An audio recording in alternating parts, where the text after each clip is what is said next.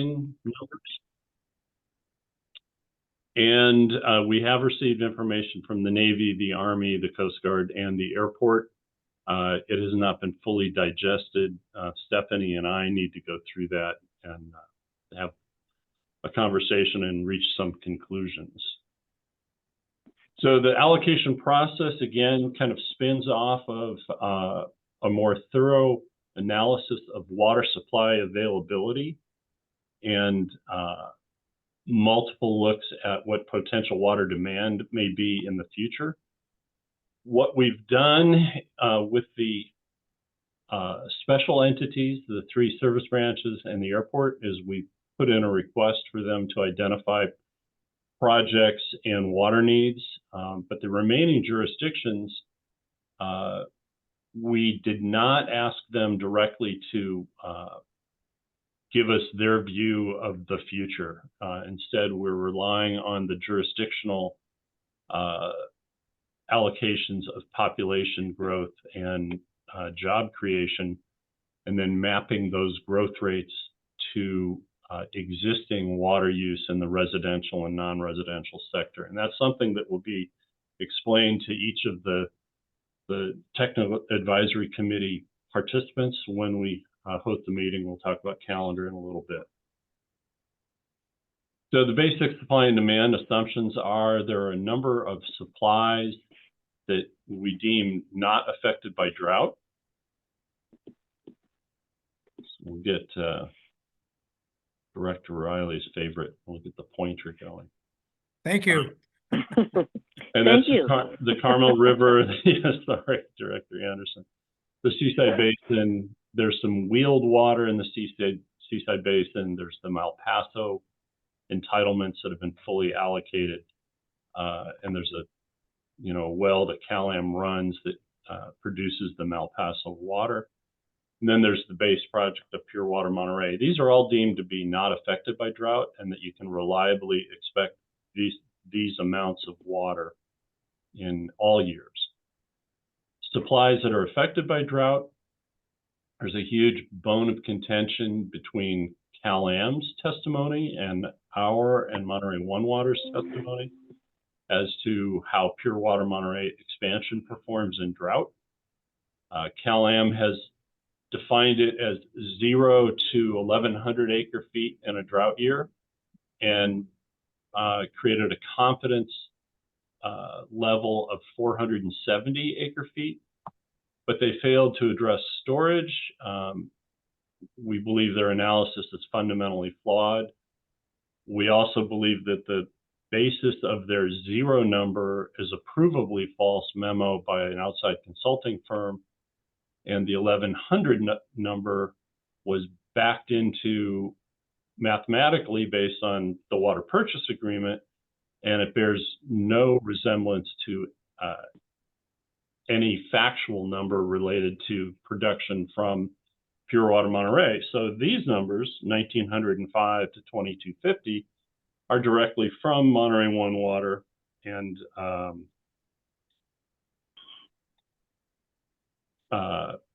we believe are more reliable. I'm told that Alvin is on the phone as an attendee, so he also is not able to see these. ASR certainly is affected by drought in any given year, but the 59-year average, good years and bad years, is 1,210 acre feet per year using CalAm data. And we've now done analyses that show that, in fact, you can rely on receiving 1,210 acre feet per year, provided that you develop some initial storage of a couple thousand acre feet. We've done some simulations, a limited number of simulations that if we'd run it out for a couple hundred simulations, like in a Monte Carlo simulation setting, you would ultimately land at that 1,210 acre feet as the long-term average.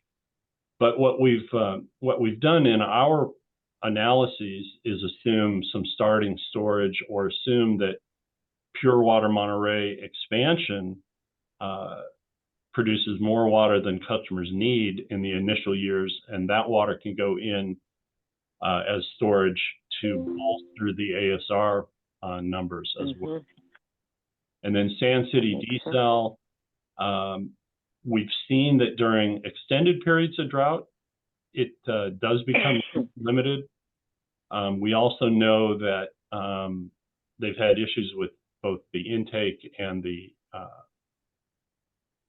outfall to the beach in meeting their regional board permit. So we're valuing it as about 160 acre feet in the second year of drought and any additional years of drought after that point. And then we ran a bunch of availability scenarios, and we compared it to demand using the AMBAG growth forecast, the population and job growth rates, and then a variety of scenarios that we'll talk about next. So the basic scenario is we started the hydrology for a 59-year pattern. We began it in a 5-year drought, in effect, starting in 1987 with the actual hydrologic data. And that was a 5-year drought into the early 90s. And then when you hit 2021, then we start back with 1963 to finish out the 59-year cycle. We assume ASR only gets 17 acre feet per day, so it's constrained, having to come up over the ridge in Montera and Tehama through the crest tank. That the expansion does lack 145 acre feet in drought years. It needs to borrow it from somewhere, and that can be from ASR, it can be from stored water, it can be from stored pure water Monterey water from the good years early on. Sand City desal is diminished beginning the second year drought, as I discussed earlier. The demand for the base or the most likely scenario is using the AMBAG 2022 regional growth forecast, and that came out to an average rate of 18 acre feet per year and 13.44 acre feet per year for non-residential, based on the AMBAG jobs growth rate.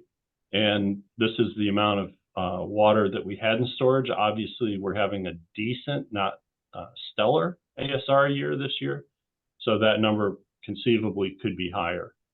But this is a basic scenario that we looked at. And then we looked at the same, but limited ASR to just what could go into 1 and 2. So it's about 13.5 acre feet per year.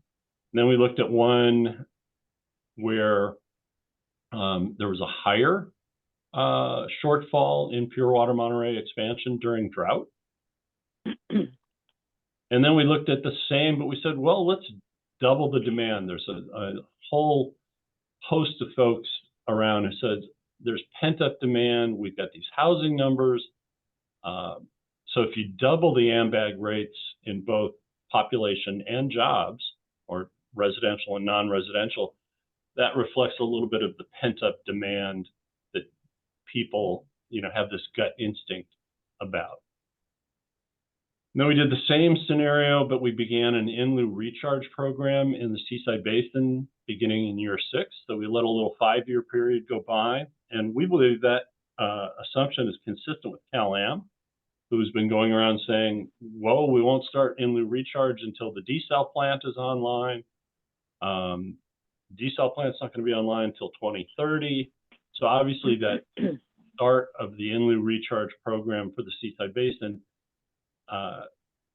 is flexible, and Cal-Am can control it, and it, obviously needs to be negotiated with the water master.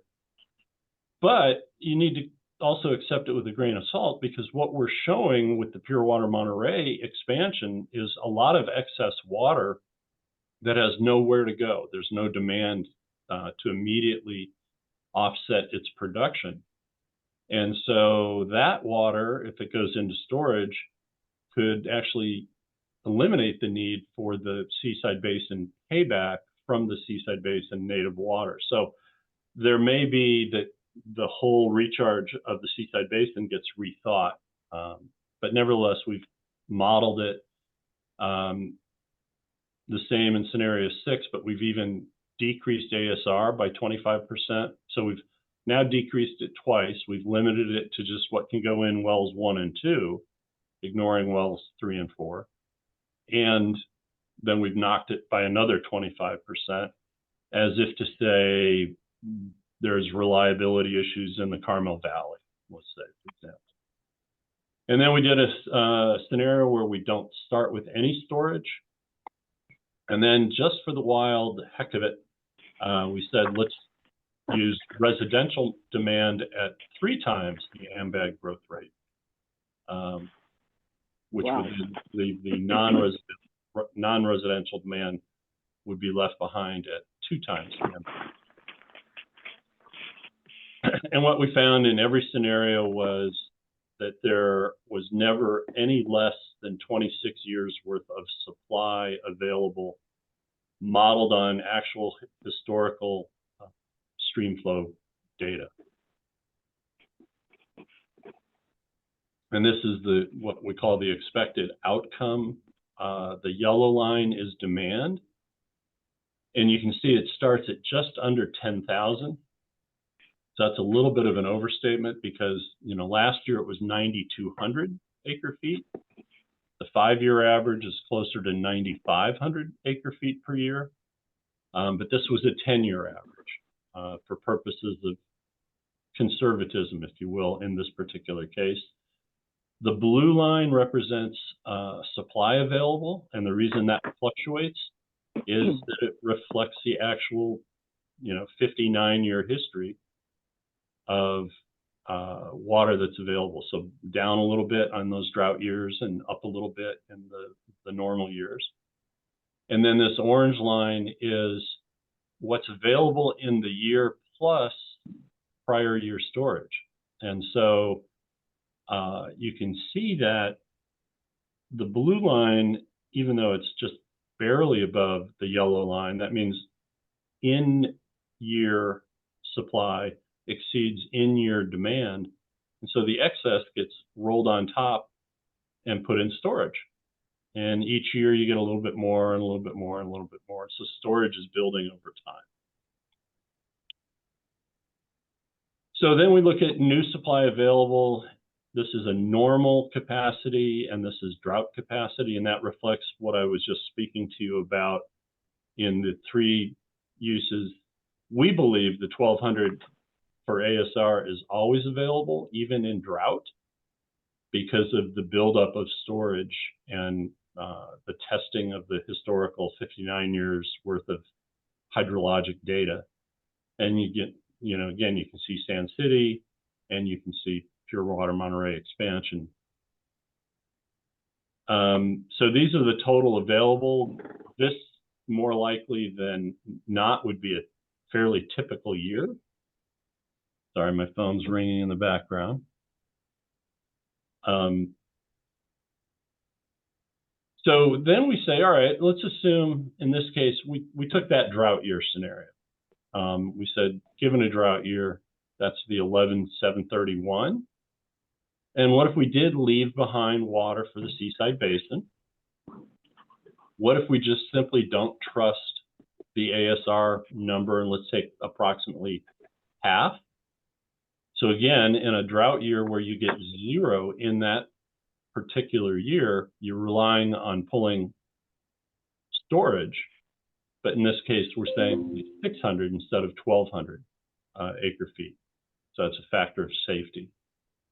Then we take the 2022 average use, 9,500, and it says there's a net available of 931 acre feet. Now, I've mentioned that the Seaside Basin inlet recharge may need to be revisited based on that huge amount of storage that we're seeing from Pure Water Monterey water that goes unutilized.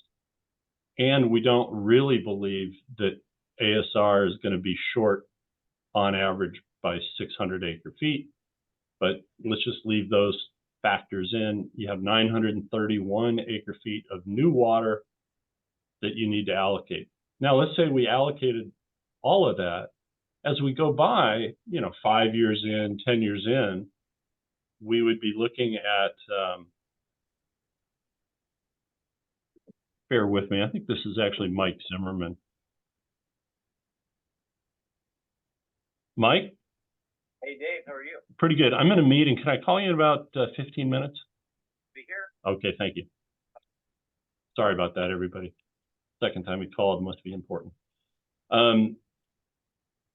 So as with the passage of time, we would be looking at this and say, well, do we really need the recharge program? How much storage are we building? Is the factor of safety really needed? And so the actual net available is very likely a higher number than this.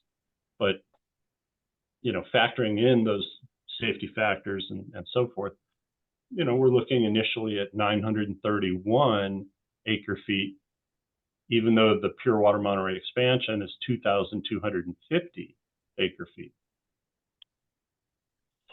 So then you take a look at how much is really needed. Now, you may recall that the district, adopted a supply and demand forecast in 2022. And that was based on the AMBAG regional growth forecast. And that's these numbers for each of the cities. And what you don't see here is the airport and the Navy, Army, and Coast Guard. But we did slightly shade Monterey, Seaside, Delray Oaks, and the county based on, or not the county, yeah, including the county, based on some service to be provided by other than Cal-Am. Then we also took a look at just the RHNA housing elements, ignoring people, ignoring the population forecast. And we said, okay, based on the housing stock, remember there's 4 types of RHNA housing stock, you know, very affordable, moderate, and above moderate. And so we assigned water to each of those types of housing, and we said how much water is needed. And this is where you can begin to see the disconnect in population and housing. And in Monterey, the AMBAG population forecast doesn't warrant the RHNA housing forecast. There's about 11 to 1,200 people projected in Monterey by AMBAG over 25 years, but roughly 3,560, I believe, housing units required under the 6th cycle of RHNA. Clearly a disconnect that we are unable to resolve. So anyway, we forecasted out just based on housing as if houses use water, not people. But then the county came along, and even though they don't have their housing element out yet, their first cut at the housing sites projected a huge amount of housing in the unincorporated area inside the district. So this population number was what we projected being consistent with a reasonable growth rate in the unincorporated county, you know, Carmel Valley, Pebble Beach, and the Highway 68 corridor. This is what the RHNA housing element originally would have stuck in our area. But then as we saw what the county was doing, they were moving more housing over to our district. And so this number is bigger.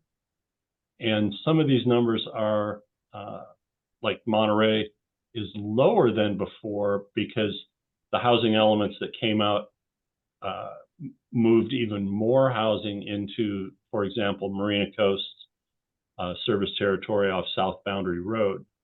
Well, we're a little concerned about that because we know as soon as we make water available to the city of Monterey downtown, that they're not going to put as much housing out on South Boundary Road, and they'll try to shift it back to downtown. So you can't believe everything you read in the housing element, and we have to kind of expect that if you give them alternatives, Monterey will likely not put as much out in South Boundary Road because there's no services. It's, you know, it's not a great location for moving that much housing out. Seaside, however, with Campus Town and Front Gate or Main Gate and other projects, they really do have quite a bit of their new housing. The Enclave in Bayonet and Black Horse is not in the CalAm service territory. So in some respects there, you believe their housing element. And same thing with Delray Oaks. There's only one buildable lot in the existing CalAm service territory in Delray Oaks. They could conceivably convert some of, like the old golf driving range or the public works lot kind of below City Hall. But most of their available land is in fact in the old Fort Ord. So the service by others is more meaningful there. So there's kind of a mishmash of concerns that we have about, are they really going to be served by others, or are they going to be in the district and CalAm's boundary? But what we did is we took these three different views of the world on residential water use, added them together and divided by 3. Really scientific. But you can see, that's about 800 acre-feet of need over the 30 or 25-year period in this case. No, actually, this is a 30-year case. Non-residential, we took how much is being used today, and we took the AMBAG 25-year job growth. That gave us how much water would be used based on the same growth rate in 25 years, divided by 25. That's how much per year. But again, we then take it out over 30 years because we like 30 years mostly because our debt, the loans that are paying off the Pure Water Monterey project is 30-year debt. So that's how much you need in non-residential water use. I'm sorry, here, this line, you add the two together, and that gets you your total water demand in 30 years for each jurisdiction.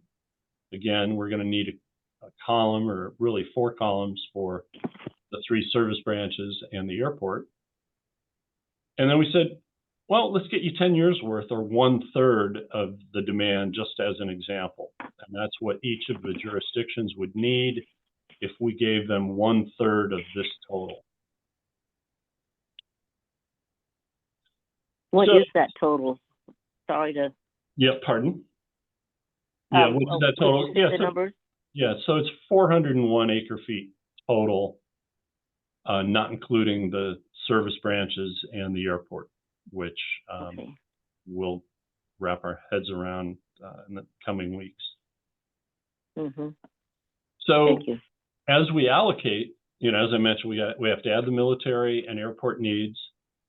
The district will generate a proposal. We're only going to allocate a portion of future demands. What I showed you here was just an idea of if you took 10 years worth, or 1/3 of the overall 30-year demand. We have to make a decision what to do about existing allocations and entitlements. Not all jurisdictions are the same when it comes to how much water they currently have, or whether they have an entitlement in their jurisdiction. And the remainder will be retained by us, the district, in our district reserve, and it will require an ordinance to do so. So here's just an example, and this example will show you why there will be unhappiness, both when we have our TAC meeting as well as when we have our policy advisory committee meeting. I mentioned 1/3 of the 30-year demand, and those are these numbers here. But you could say, well, many of the cities already have an allocation that could be used for the same purpose going forward. Some have none, like Delray Oaks. They've used all of theirs up. Pacific Grove has used pretty much all of theirs up. Carmel has very little. Monterey has very little. Seaside has 30 acre-feet. Sand City has 23 acre-feet. Similarly, you could say, well, some of these entities have entitlements. City of Pacific Grove still has almost 28 acre-feet available in its local water project entitlement. Sand City has 182 remaining. I believe that's under the assumption that their entitlement is only 206. Yeah, 206 acre feet. We don't think that's a sustainable number, however, because of the performance of the desal plant over time. But if you did take the third of the 30-year future demand and take away the existing allocation and any entitlements, Monterey would drop to 114 acre feet of need. Pacific Grove would drop to 1. Well, if we came in and said, Pacific Grove, we're going to give you 1 acre foot of new water and you're going to rely on your entitlement for everything else, can you imagine what their response to us is going to be? Similarly with Sand City, if we said, hey, you're sitting on 182 acre feet, 183 of your own entitlement from your own desal plant, plus you haven't allocated 23 of your jurisdictional allocation, you're net zero. So the Pure Water Monterey expansion, you will get no new allocation. Again, the screaming could be heard all the way into Carmel from Sand City and so forth. So I think that this concept of reduction for existing allocations or entitlements is probably dead on arrival. And and I think we as a group would probably want to promote something more like what you see up here, which is even on its own going to be unsatisfactory for some of the cities. Del Reyes would say, well, 8 acre feet, at 0.2 acre feet per housing unit, that doesn't get me a whole lot. That's going to be, only enough for 40 housing units. We need more than that. And we would say, well, some housing units use more, some use less. Why don't we get you started with 8? Everyone's going to tell us that there's not enough. The city of Monterey will say, well, we've got 3,600 houses we have to get built in short order. This isn't enough. So we should be ready to expect that, 1/3 of the demand may not be a comfortable number. And again, we don't have the military or the airport in here yet. But this is kind of where we're headed. This is what we are believing is enough to get the city started and to preserve, as a reserve to make sure that, for example, the Naval Innovation Center isn't held back, any work at Presidio isn't held back, and so forth. So we will be developing a proposal. It's more likely to look like this, not like this. Our schedule is, we've discovered that there are some cities who have never appointed members to the Technical Advisory Committee.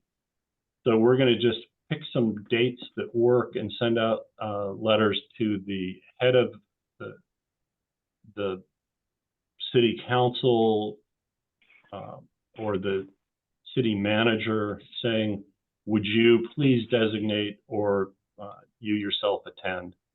And then if we do have a technical advisory committee designee from that jurisdiction, we will also send it to that person. We'll update this committee again in June. I don't foresee the need for many meetings with the cities. I think in the past, we fear dictating to the cities. I think what I foresee at this point is we are going to dictate to the cities. We're going to lay out, how we arrived at what current demand is and how we map jurisdictional demand based on actual customer data. We also will inform them that we base all of this on production, how much water goes into the distribution system. So we, ignore losses and things like that. by jurisdiction. So I think at best, we could do this in one meeting with the technical advisory committee, because it's really, the hurt feelings are going to be more at the policy advisory committee level. That's where, you know, typically we get a mayor or a city council member representing the jurisdiction. So we would plan to have a policy advisory committee meeting in July. And if everything goes smoothly, first reading of an ordinance in August, second reading in September, effective in October. And that is exactly 1 year ahead of the expected date of completion of the Pure Water Monterey expansion. We would be allowing the cities to then make allocations to projects that don't require a new meter, even before the project, before the expansion comes online. But we need to give attention to not issuing a water permit to a project that will start using that water in less than a year. So in other words, if we have a project that a city wants to make sure that it has water for, and that project's going to take at least a year, so it's going to come online after the expansion, then we would go ahead and issue a water permit for it. But we need to pay attention that we're not issuing water permits and the cities aren't making jurisdictional allocations to projects that need water before the expansion comes online, because that would be water we don't really have.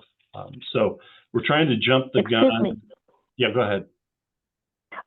Dave, I had understood that I guess the State Water Board wants to see 2 years of steady production by the expansion before they want to lift the CDO. Is that not true? That is not necessarily true. So we're going to be doing two things. One is this water allocation process, and at the local level, the district's fine with projects going online and using water, even if the cease and desist order remains in place, so long as we do have that new supply. So as long as the Pure Water Monterey expansion comes on, if it's an existing meter and more water is coming through it, and we know we have that more water, you know, all of our analysis says there's plenty of water as soon as the expansion comes online. To lift the CDO, which is going to be a topic we're going to cover during the board meeting on the 15th, requires a little bit more. In a perfect world, it would require Cal-Am to agree that the numbers are correct, there's sufficient water, and we're ready to go. All signs point to that they won't. And so the State Water Board is going to have to arbitrate the issue of whether the district as an affected party can petition that they're no longer in violation of Section 1502 of the Water Code. And 1502 is trespass. What trespass means is they are taking water they're not entitled to. Well, by that time, there will have been 4 years in a row of no trespass, that they will have lived within their stated water right. And we will assert that the Pure Water Monterey expansion, even though we believe it's more than enough for 30 years worth of water, I think what we're going to have to do is say, hey, look, it's at least 10 years worth of water. Let Cal-Am continue to pursue its desal plant. But the concern that the state is worried about is if we don't have a new water source and you're always dancing right at break even with your supplies, then there's a risk of if they pulled the moratorium and you started building things, that you could actually build, that the communities could actually build enough stuff in a couple of years to force demand to go over the available supply. So I think what we're going to have to do is convince the state board Okay. that, and so they won't need to see it for 2 years, especially since it's an expansion to an existing project. So we're trying to get them all queued up. And this is our efforts for next year, basically beginning in October of this calendar year, to get them started so that they're prepared to lift the CDO right after the expansion comes online. We think Cal-Am is going to muck all that up because they want to continue to have impetus to getting their desal plant permitted. Yeah. Mm-hmm. But, you know, the middle ground would be to say, hey, there's now enough water. There is no trespass under the state water code. And it looks like desal may come online here. Cal-Am continues to pursue it. But for the next 5 to 10 years until there's a desal plant, we have more than enough water and have the state board lift that. And so, you know, as I said, we're going to do that work in the year before the expansion comes online. Mm-hmm. Okay, that makes sense. Yep. Thank you. And that's really it. That's a preview. As I mentioned, you know, we need to now, you know, there's some reality testing we need to do on the airport's numbers and so forth. But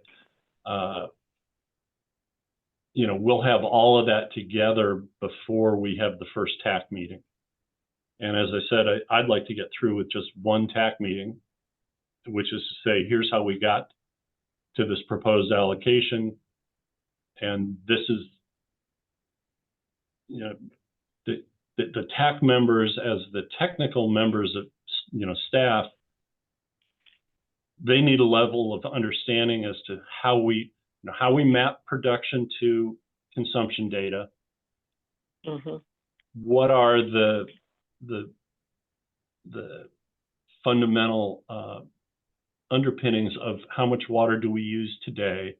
How do we break it into residential and non-residential? And then how do we ramp that forward to the 25-year AMBAG regional growth forecast, and then convert it to an annual amount, and then we convert it to a 30-year forecast? They need to understand how all of that happened, so then when they see numbers on a page in a table, they know where they're coming from, so that, you know, they can represent to their jurisdictions, okay, there's a whole bunch of math behind all this, there's a whole bunch of science behind all this. When we get to the policy advisory committee, there's going to be a lot less of that kind of discussion, and it's going to be, here's your numbers.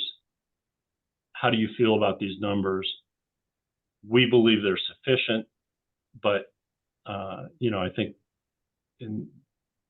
it's important that our board, at, you know, you directors at your level, also have the opportunity to hear from, you know, their representative of each jurisdiction, be it a mayor or a council member, whoever they send. So, but I don't believe that we need to, you know, have a big tent with multiple meetings and sing Kumbaya, because we are, you know, we're digging into these numbers pretty intently. Yeah. So I have a few questions, Dave. Entitlement means what? There's been permitted or some No, it decision means that a local entity has developed a small water supply, and we've given them the benefit of using that water for its own purposes. So let me give you some examples. Yeah, George, each of one of those has been created by ordinance. The district has recognized that as a source of supply, and that and recognized the city or the jurisdiction is in charge of that increment of water. Okay. Yeah, typically they assign it to a parcel, and it becomes a, you know, a deeded right to the parcel, not transferable. You know, an owner can't take it with him if he moves homes or businesses. So an example of that is Sand City right now has been, Stephanie, did they use entitlement for the Marriott? Yeah, so they've got a new hotel project, and Yes. they took, Part of it. yeah, they took a portion of their entitlement water and assigned it to the hotel. wait. Inside Pebble Beach, Pebble Beach has an entitlement based on the reclamation project when they, going back 30 years, in 1992,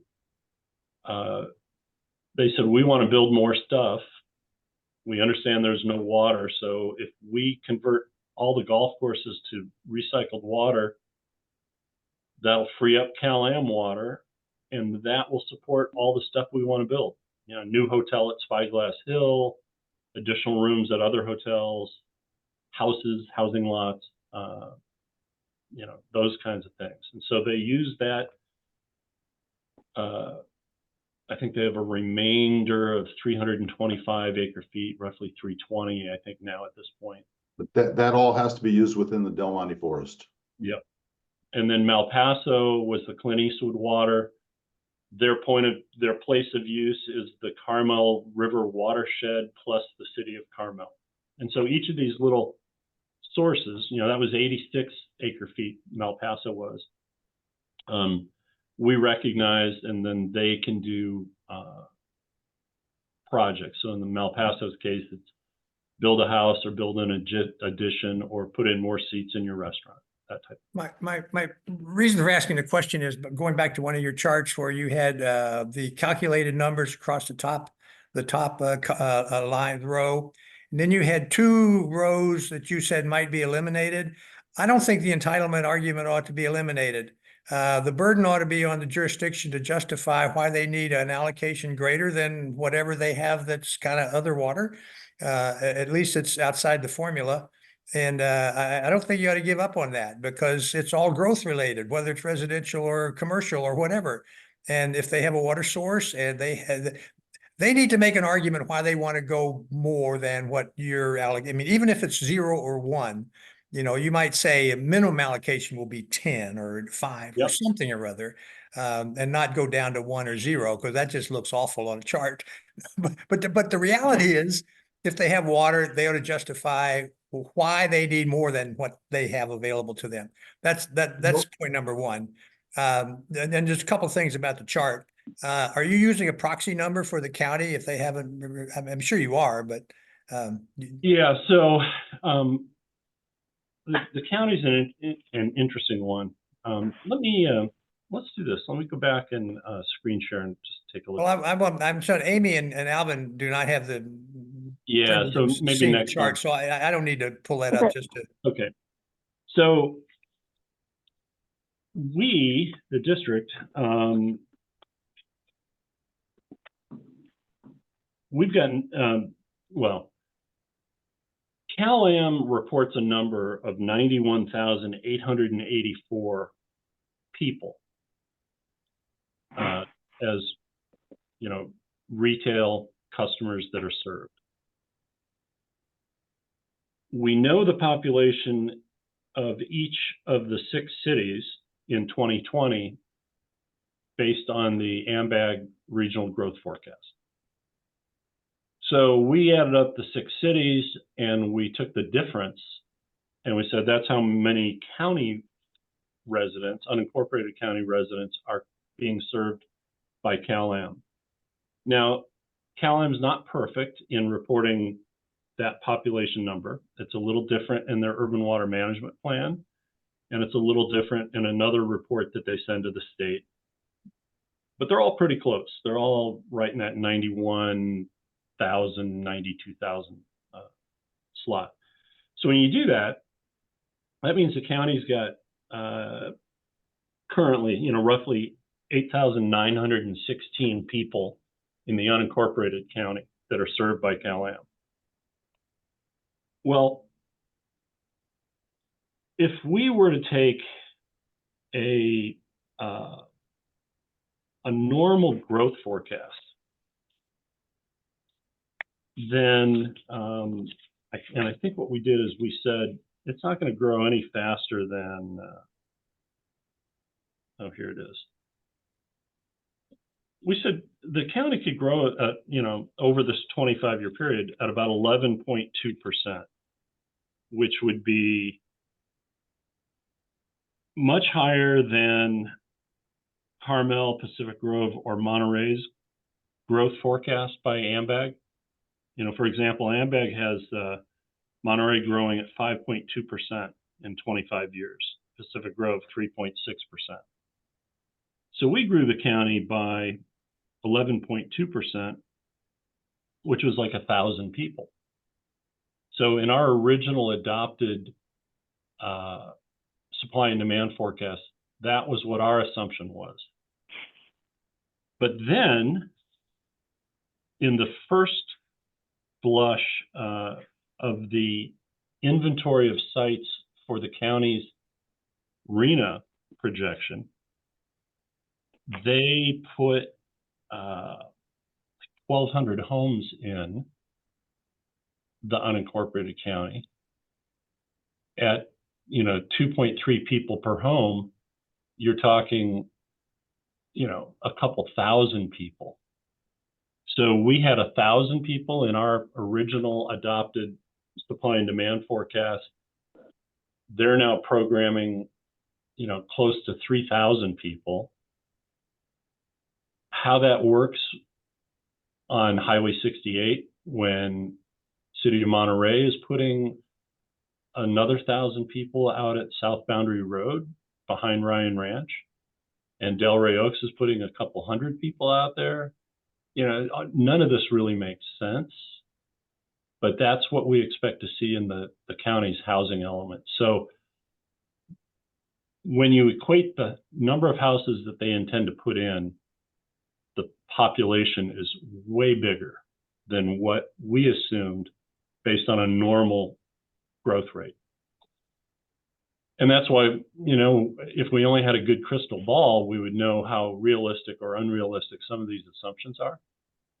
But we don't want to underplan the water. But, you know, and this comes back to, you know, well, why would we do a third?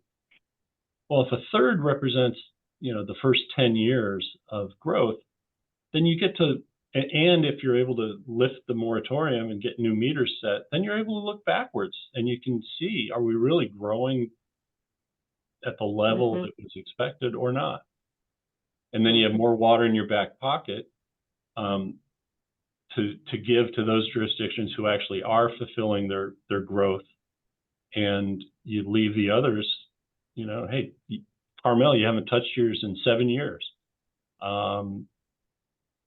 So we're not going to do another allocation to Carmel, but we find out that, you know, Monterey really is building houses. So that's what we're trying to get to, is that that luxury of having water in the district reserve that can be allocated, you know, a second time or a third time in the future and directed to where the growth is actually occurring. But you made several references in your presentation about CalAM's desal going forward in some fashion. What's the timing of the PUC decision that you guess, and will it had any clarity?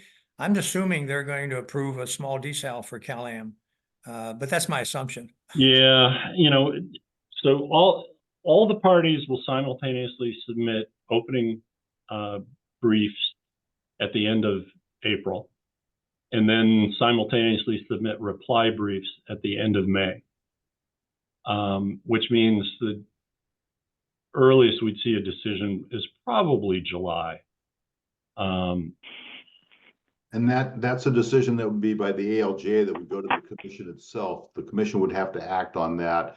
And then there's some comment that the ALJ made at this last hearing that could be interpreted by saying that he may want a further phase in this proceeding. It's not, wow. It's not particularly clear, and he might change his mind yet again. Yep. And August or September, I would say, is a little optimistic. Just things don't, unless you're. That would be the date that the ALJ's proposed decision then would go to the commission. The commission the commission has to meet at a public meeting to receive it. There's an opportunity for alternate decisions to be prepared and proposed. So I think we're even on that September timeline, we're looking at possibly October, November, even December for the commission's decision on the desal. So it will add no clarity. Well, then it will. Oh, Yes. then it will, yes. Yeah, But I mean, right. we're going to through a process now that's going to kind of be in a horse race with when these final decisions are made. Right. And the history recently has been the ALJ's proposed decision does sometimes come up against an alternate decision by the assigned commissioner. But I think you could, realistically justify a decision that says, a smaller desal plant might be needed, but let's put it all on hold for 5 years, lift the moratorium, and see what happens, because you Cal-Am, were telling me you can build it in 2 years. So let's just put it on hold, keep the memorandum account open and alive, and come back to us. I mean, I could see that at least that suggestion might be made, might be made by us. But, there's a whole variety of things that could happen. If we got to a bench trial and got approval to acquire Cal-Am and the desal plant had still not been permitted, I think at that point we could say, as the eventual owner, we want to stay any further work on the desal plant if we don't believe that it's necessary. Yeah, I'm trying to keep those issues separate. Yeah. In my mind. Another couple questions, and also I just for my purpose invite Amy or Alvin to just raise your voice if you have something to add, because I have a few more questions to go. In terms of oh, go ahead. I just said will do. You know me, I talk. Okay. In terms of the extra water that could be available from Pure Water expansion, but not distributed to customers, that's water that we have to buy and hold it as an asset. That still holds? Well, so this is, Sarah, is this recorded, and do the recordings get posted? This is recorded. It's a public record. Yeah. Okay, I'll rephrase the question. No, I think it's an important question. The way the water purchase agreement is structured is Cal-Am is obligated to purchase 5,750, so 5,750 acre feet per year if we deliver it.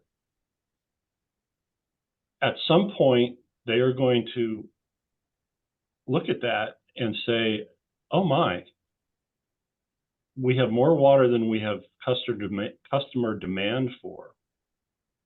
And so I don't know how they will handle that. But they, as currently drafted and agreed to, they are obligated to purchase all of the pure water that we deliver. If there's a surplus, they're kind of hard pressed to say, oh, we're not going to take any of our seaside groundwater basin water because it's the cheapest water. And the same thing with the river. It's the next cheapest water. So they're going to be sitting there having revenue recognition issues related to an oversupply of water in the early years. And that's just the way it is. And that's why we believe they're going to start building storage. And you, as our representative to the water master, would be looking at this. If that water has nowhere to go and it's just going into the ground, then you're actually helping with protective water levels on the Seaside Basin and building up a drought reserve that, yes, ultimately there may be some down years where we want to take that water out. But really, the overall health of the Seaside Basin would improve, which is why earlier I said that in lieu recharge program, the 25 years of 700 acre feet per year may not be necessary, because they're in effect doing it by having to buy all of the output. So it's just it's a future issue that I think is going to get some attention once it starts happening. Well, it may get serious attention as soon as maybe the PUC acts, and then Cal-Am has a clearer picture of what their immediate future looks like. And then this is the next immediate future, because a year later, they're going to have to be in the business of dealing with this issue when Pure Water X comes online. So are you basing the ASR projections with the extra injection wells completed and operational? Good question. That's a very good question. Mm-hmm. Our assumption is that there will be new extraction wells. And so ASR wells number 3 and 4 that Cal-Am is currently using to produce water will now be available to inject water. But we did run a number of scenarios where we just continued with the assumption that ASR wells 3 and 4 were not available. And in none of these have we included a 5th ASR well for injection purposes that we've proposed to the board, but haven't subsequently followed up on. So yeah, we're limiting the ASR assumption, but in order to get that 1,210 acre feet average, we would need to have at least 3 wells available for injection, which means either build the new one, the 5th well, or get back from Cal-Am wells 3 and 4 for injection during the rainy season, which is the intent, because that's why we're talking to the schools and the Army about easements for new extraction wells. My guess is you're going to get a lot of pushback on the ASR projections from the cities. And I'm glad to see one of the scenarios that you could just cut that in half in order to kind of be a little conservative on what it was. When you had these scenarios, 7 or so different scenarios, what was the purpose of developing those? How are they used? How are they used in your logic to others? Yep. Kind of the same as what you just pointed out, pushback on ASR. Okay. There's pushback on everything. Oh, well, we keep telling them during the period where there was no moratorium and there was no cease and desist order, for the 10 years prior to the cease and desist order, this community as a whole used about 16 acre feet per year. And when I mentioned that, I had a couple of mayors and city managers go, "Oh, scoff, that, we didn't have enough water even without the CDO in place. Point in case, look at Pacific Grove." And I said, fine. And that's when I went to all the city managers. I said, well, then give me an alternate view of the world. How much growth are you going to see? And none of them could do it. None of them could produce a forecast of what the world's going to look like. And that's why we started going to looking for objective third-party forecasts. And AMBAG was perfect. And they're going to do it every 4 years. And they push the numbers down to the local jurisdictional level. The dirty little secret that we unearthed in this go round was when they take their total number and they push it down into each jurisdiction, they didn't quite remain consistent with their housing forecast, even though their 3 documents all point to each other and they're self-referencing that they're all consistent with each other. They're not. Like I pointed out, the Monterey case, well, you need 3,600 new housing units for your 25-year population growth of 1,100 people. That makes, it makes no sense. Everybody gets 2 houses or 2.5 houses. And then other cities, it's exactly the opposite. Their housing number is, it would accommodate half the population number. So there is an inconsistency there, which we're trying to dilute by either taking the sum of 3 forecasts and divide by 3, or 2 forecasts and divide by 2. But anyway, so we ran scenarios where we said, all right, you don't believe the AMBAG forecast because everyone, you keep hearing about pent-up demand. Okay, fine, let's double it. And then we had okay, fine, let's triple the residential forecast. And let's see how short of water we really are with, this healthy dose of skepticism, either oversupply or over demand. And, I think what we're trying to combat is, Cal-Am's testimony in phase 2, understated supply, overstated demand, and those 2 lines cross much closer to today when you do that. If you grow faster and you have less supply available, then you have a crisis that only a desal plant can solve. And that crisis is, within my current vision, it's not out 20 to 30 years. And unfortunately, I don't think to date in the phase 2 that we're winning that battle, to be honest. But from a human nature perspective, I would imagine that the ALJ at some point has got to go, why do I have 5 interveners saying that Cal-Am's numbers are all wrong and only Cal-Am is defending them? Who stands to gain by that alternate view of the world? And, you can't help but say, all right, who gets something out of all this? Monterey One Water doesn't get anything out of it. And so when you have somebody at a city saying, well, I don't believe your ASR numbers. Well, you had the same thing with their witness defending ASR, but his whole effort was done based on how much can be injected in any 1 year or in any 5-year period, not how much can be taken out. So again, he did not look at storage. And so you try to tell John Tilley how ASR is supposed to work. It's a difficult discussion. Luke Coletti at one point sent a letter to folks saying, well, look at ASR's averages since the beginning of time. They're nowhere close to what we used to carry was 1,300 acre feet.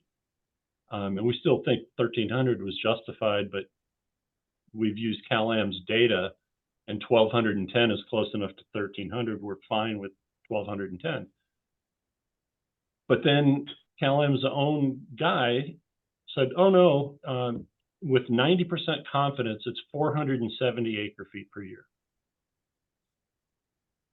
And then as you try to explain why he's wrong, you get caught up in this whole discussion of, well, what's a 90% confidence level on a 5-year period of injection got to do with the S in ASR, which is storage. It doesn't have anything to do with it. It's just, it's how much can you get from the river as demonstrated by this 59-year data set with 90% confidence. But again, it ignores storing water and carrying it over and so forth. So we've been losing these complex discussions. I mean, we've been losing. Well, let me. I just. Discussions. I want to jump to my kind of conclusion on what I've been hearing and your response and so on. I think I hope you're prepared to fight for like a 1/3 allocation system, including but also the entitlement being part of the formula. I think because of several things. One, I think there's going to be pushback on ASR. And I think there's going to be, anyway, I think the reasons that you have the system you have in place is the best documented system there can be. And you're pulling as much logic as you can into kind of balancing out what those differences might be.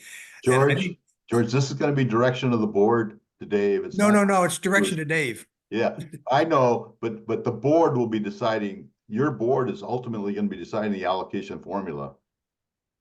Okay, well, this is just a perspective going forward. I mean, this is just, let me just finish my point, Okay. and I don't know who it applies to. The COVID offered an interruption. The CDO offered an interruption. We do have a history of what it is, like 17 acre-feet per year per growth or whatever it is over the past time before any regulations applied or restrictions applied. But also the RENA numbers are not development numbers, they're planning numbers. So they're and until a city has programs or plans for actual construction, it's just a number on a paper. It's just a designation on a map. There's nothing more than that.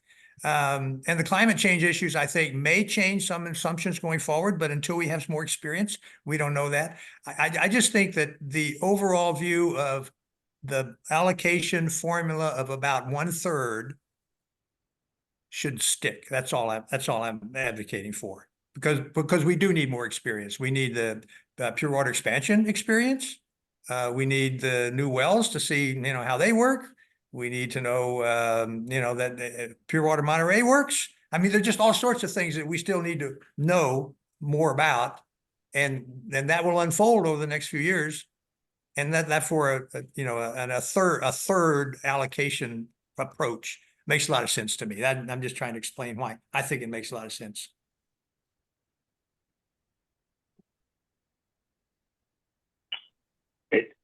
Dave. Yep. Hi. How you doing? Good. On ASR, and Mr. Laredo can get in on this answer too. Do it make sense to change the number to 12? Or should we keep it at 13? We just had the hearing, and what's your assumptions on that? Should we keep it at 13, or should we do the 12.2 or whatever? Yeah, we're starting to use the 12 because it's easy to point to actually their exhibit, and you can go to a specific table and you can see the total and you can see the average, and the average is actually 1,210. And okay, so we've just given on that one. So we're using that. Now on allocation is going to be our decision. What I don't want to get into that we are trying to control growth. We are trying to reserve water. So can we put that out there? Yeah, I think that's a good way to characterize it. Mm-hmm. Yeah. We are not trying to control growth, because that's the biggest thing if we keeping water back from the cities. And I can stand for that, keeping water in reserve, doing a third allocation or a second allocation if it comes to it. So I agree with George on that.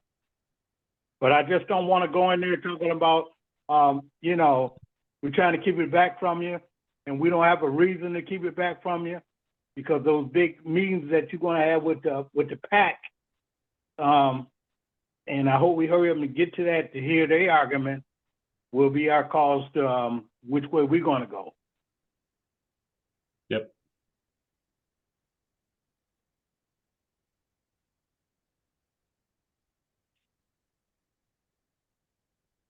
If there are no other comments, I think we're at the end of the committee meeting, aren't we? We are. Yeah, I hope we have a schedule for our next meeting that we can put up and show to the public. And if you can make that more, less conservative, let's push. I like your argument, or I like your comments on not too many meetings. We're going to have to make our minds up, and we should be making our minds up pretty fast to get ahead of it. So I like the moves. We can move some of those dates up and get the pack and the TAC together a little bit sooner, I think we can get there before the PUC make their decision. We're gonna try. And I also like your comments on the State Water Board. We need to move on 9510. We need to move on the cease and desist order. Simultaneously, I like that move, so everybody can hear it all at one time, and we're moving on this. So that's all I got. We can adjourn if you want to. Well, we'd go out to the public, but I see that the attendees are all districts, so I think there's no public comment. So we can adjourn. Have a good evening, all. Okay, everybody. thank you. Okay, thank you. Thanks, Dave.